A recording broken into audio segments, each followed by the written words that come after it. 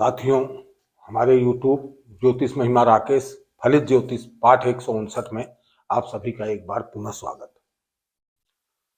बात नौकरी और राजधिकार की चल रही थी, जिसमें आपने ये जाना कि नौकरी और राजधिकार पाने के लिए कौन कौन से ग्रह प्रभावित करते हैं, कौन से ग्रह सहयोगी होते हैं जिनके कारण हमें नौकरी मिलती है। उसके बाद आपने दूसरे भाग में इसके ये भी जाना कि नौकरी करने के लिए कौन कौन से योग ऐसे बनते हैं कि उन योगों के बनने से नौकरी जो है आसानी से मिल जाती है। उसका उच्चाधिकारी योग भी आपने जाना कि उच्च अधिकारी के योग कैसे बनते हैं, कौन कौन से ग्रह प्रभावित करते हैं, इस चीजों को आपने समझा। आज उसी कड़ी में हम आगे बढ़ते हैं कि जब नौकरी मिल गई तो नौकरी मिलने के बाद एक परिस्थिति ये भी आती है कि बहुत से लोग ऐसे आप देखने को मिलते होंगे कि जिनकी नौकरी मिली, उसका नौकरी छूट गई, या तो नौकरी मिली और नौकरी छूट गई, या उनकी नौकरियां बार बार छोड़ के नौकरी बदलते रहते हैं। तो नौकरी की दिक्कतें, ऐसी दिक्कतें क्यों आती हैं कि जब नौकरी मिली गई, सरकारी नौकरी मिल गई, उच्च अधिकारी पद प्राप्त हो गया, उसका नौकरी छूट गई, सस्पेंशन हो गया, टर्मिनेशन हो गया, नौकरी छूट गई, ये सब चीजें क्यों होती हैं?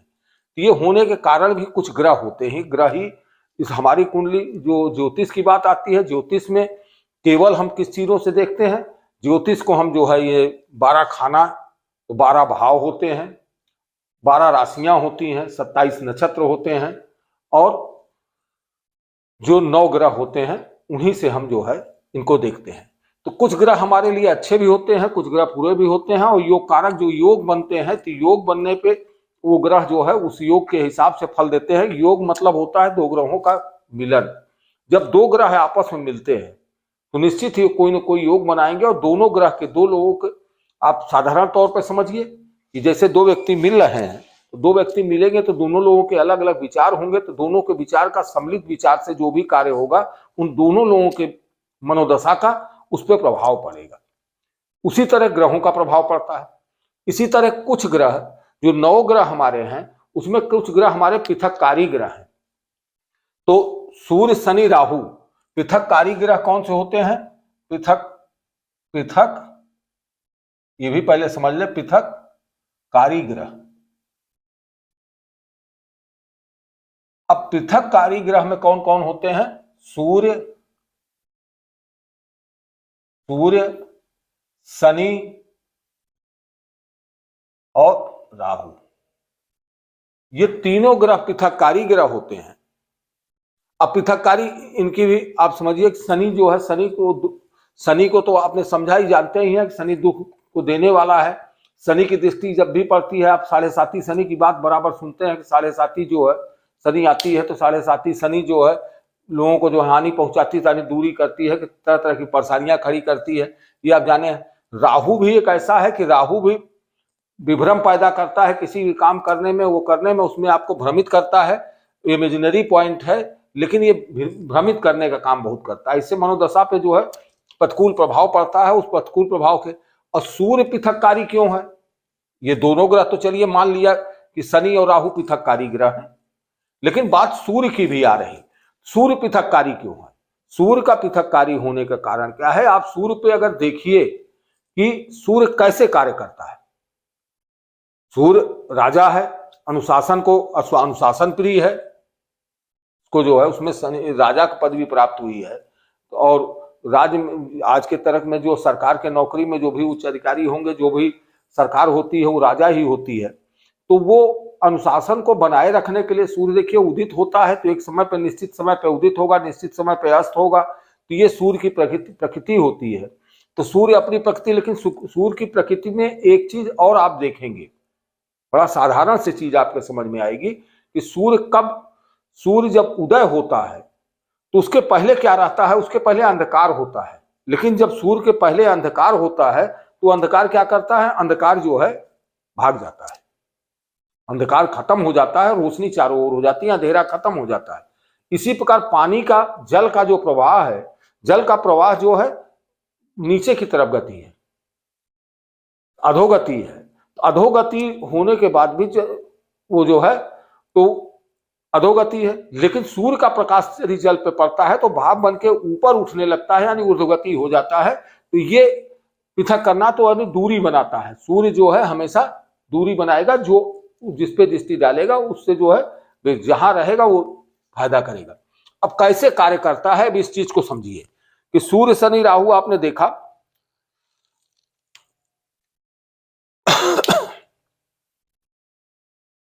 अब बात पहले किया गया था क्या कि ये दसम भाव जो है, ये दसम भाव, ये समझ लीजिए कि दसम, ये 11 हो गया, दसम भाव है, ये दसम भाव है।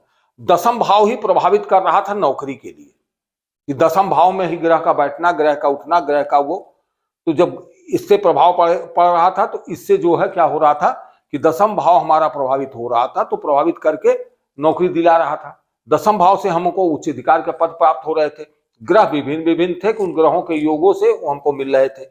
आज बात कर रहे हैं सूर्य शनि राहु की कर रहे हैं, तो सूर्य की बात करिए कि दसम भाव जब भी प्रभावित, इसका एक ये समझ लीजिए कि सूर्य शनि राहु, सूर्य शनि राहु कोई कोई दो घर, कोई दो ग्रह या तीनों, तीनों का प्रभाव दसम भाव पे पड़ रहा है,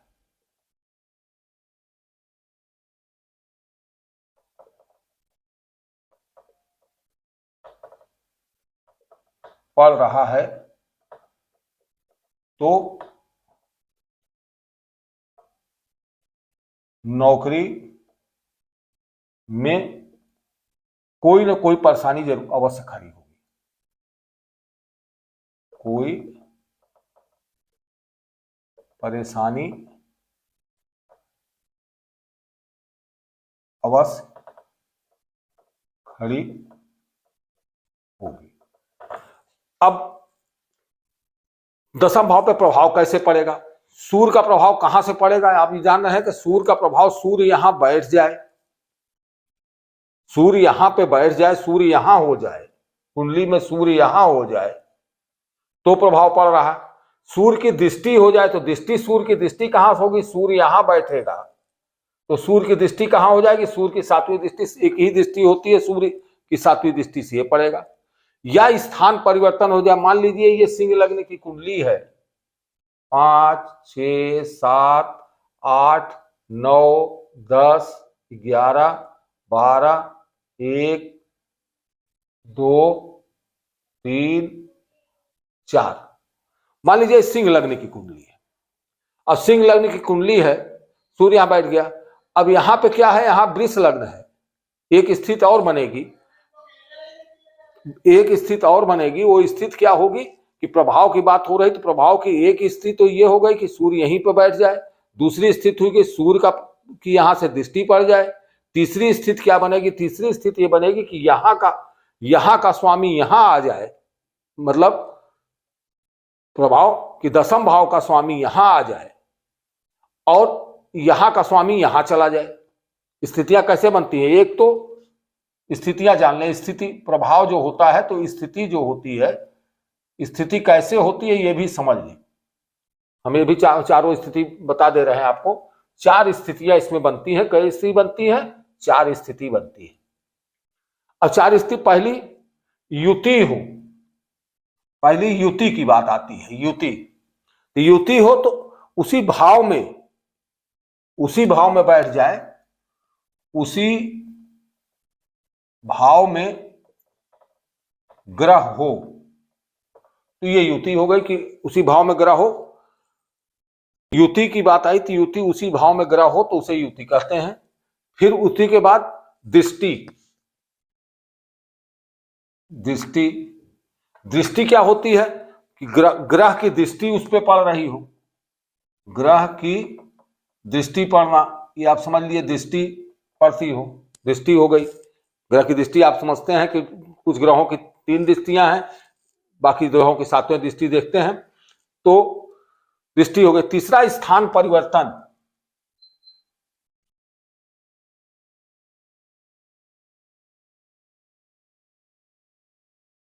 अब स्थान परिवर्तन कैसे होगा? स्थान परिवर्तन कि यहाँ का स्वामी, अब यही समझिए युति है, यहीं बैठ जाए, ये युति हो गई, ये यहां से दृष्टि हो गई, यहां से ये दृष्टि दे रहा है।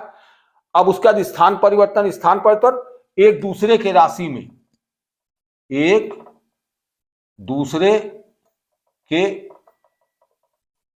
राशि में स्थिति, एक दूसरे के राशि में स्थित हो जाए, स्थिति हो तो उसे स्थान परिवर्तन कहते हैं। अब एक दूसरे की राशि में, यहां जैसे वृष राशि है, दशम भाव का स्वामी कौन है? दशम भाव में वृष राशि है, और इसका स्वामी कौन है? इसका स्वामी शुक्र है। तो यहां का स्वामी कौन है? यहां दशम भाव का स्वामी शुक्र है। अब शुक्र जहां बैठ रहा है, अब मान लीजिए शुक्र जो है कहां बैठा? शुक्र यहां बैठा है,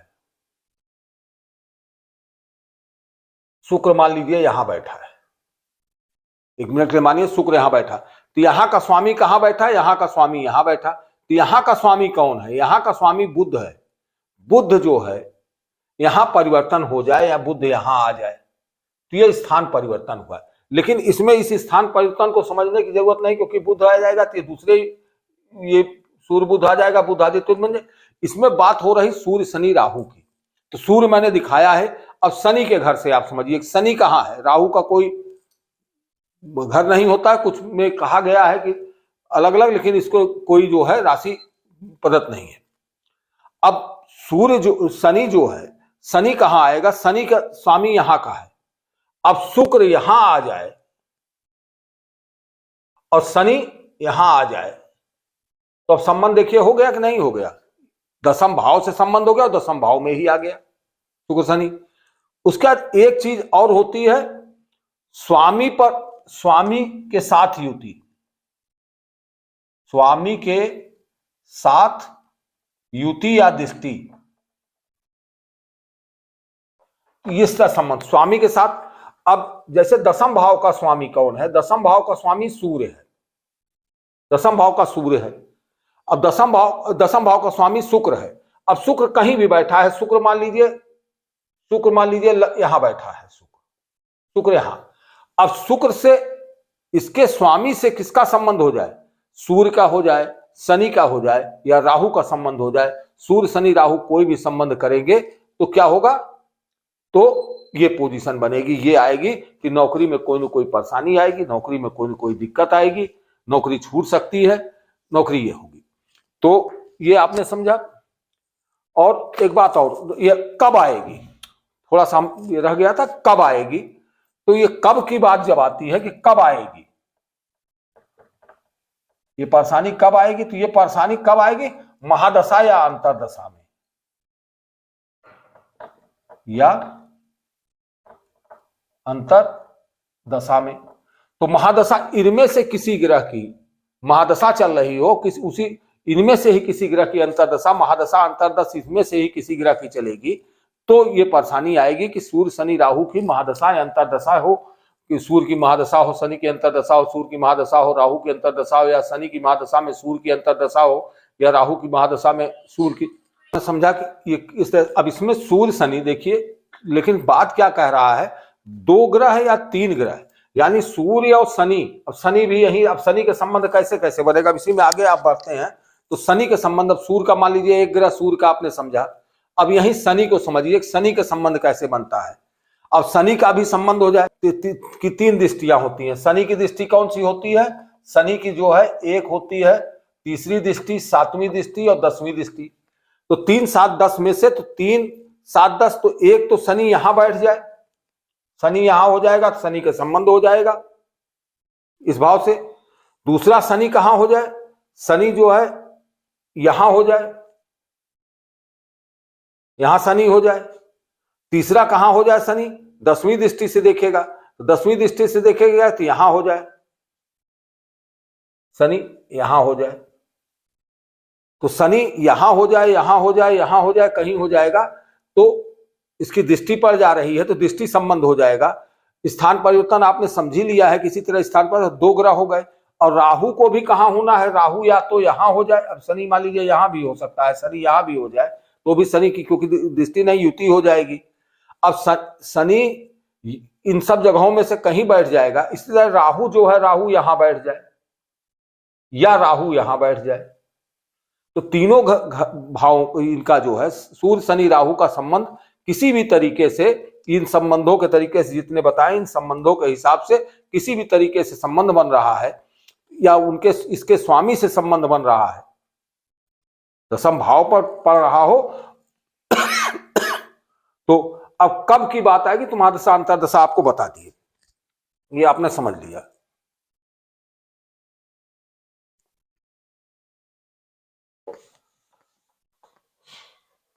अब इसी में थोड़ा सा आगे और समझ लें कि एक तो इससे बना, अब सूर्य शनि राहु,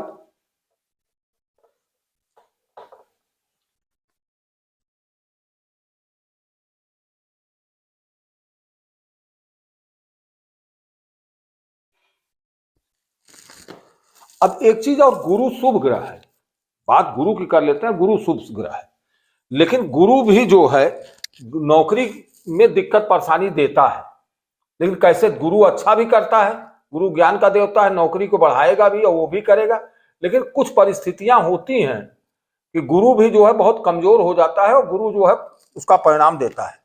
उसका क्या है, एक ये सिद्धांत आप समझ लीजिए कि जब गुरु का गोचर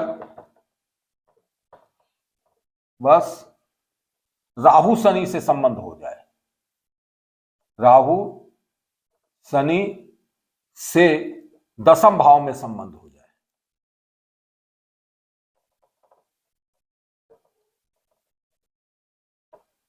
संबंध हो रहा हो तो नौकरी छूटना या परेशानी आना होता है।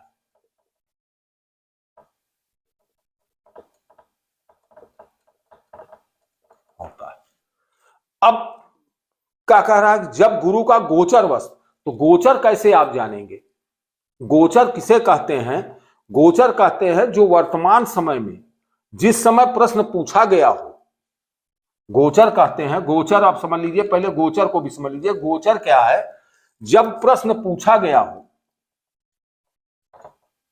जब प्रश्नकर्ता द्वारा प्रश्न किया जा रहा हो,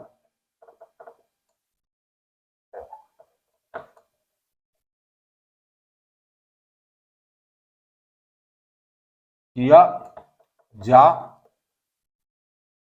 रहा हो, उस समय की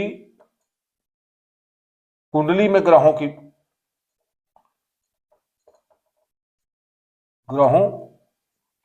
स्थिति को गोचर कहते हैं।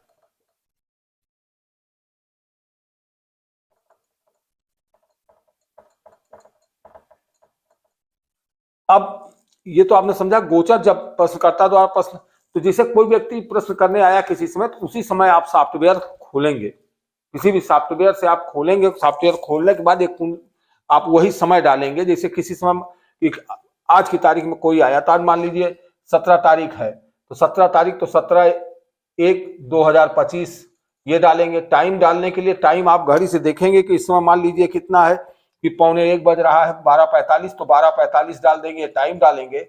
स्थान लखनऊ है तो लखनऊ डाल देंगे। तो ये डाल के जब कुंडली खोलेंगे तो एक अलग कुंडली खुल के आएगी, एक पत्रिका खुल के आएगी, उसमें जो ग्रह जहां बैठे होंगे उसी को। उसमें कह रहा है कि जब दसम भाव से, कि दसम भाव में राहु शनि से, अब दसम भाव ये है तो राहु शनि यहां बैठा हो, यानी राहु शनि वैसे ही खराब हो गया नौकरी के लिए, देखिए। लेकिन गुरु क्या है, उस समय जो नौकरी छूटेगी जरूर दिक्कत होगी, कि गुरु जब यहां गुरु भी आ जाए, गोचर में गुरु यहां हो, यहीं गुरु भी हो, तो ऐसी स्थिति में क्या है, नौकरी में किसी न किसी तरह की दिक्कत या परेशानी आएगी। तो आपने अब ये जान लिया कि नौकरी दिक्कत परेशानी नहीं आएगी।